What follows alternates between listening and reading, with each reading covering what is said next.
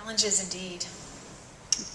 Well, thank you, panel. We're going to open it up to the unpredictable part of the evening and ask for your questions. So, please. Yes.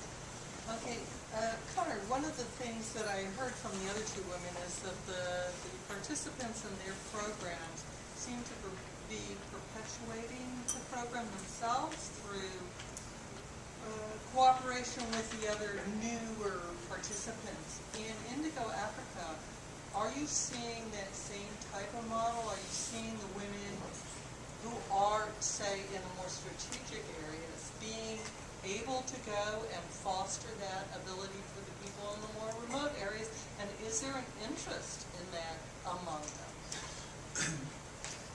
I guess it's yes and no. You know, because the way that our model is set up, all of the women are in their own independent for-profit enterprise.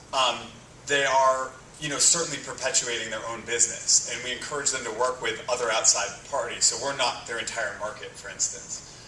They're moving on to work, hopefully, with lots of other, other consumer goods suppliers and sometimes intermediaries, but also engaged in the local market.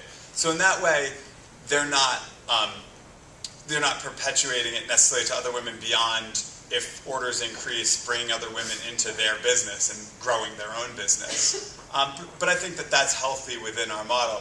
Now, there are more informal sort of mentorships going on. For instance, women from Kokoki, our most advanced artisan cooperative, they go out and teach sewing to advanced sewing techniques to some of the more rural cooperatives. Recently we had, you have difficult incidents. We had a sort of fractious split in one of the cooperatives that we work with, and because Indigo's model is so protective of the autonomy of our partner groups, that we don't want to step in and say, remove these leaders, elect these leaders. So,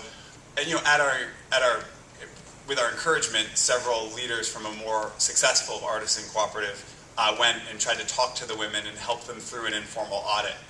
So there is that kind of mentorship, but I think it's probably a little different than what you hear from them.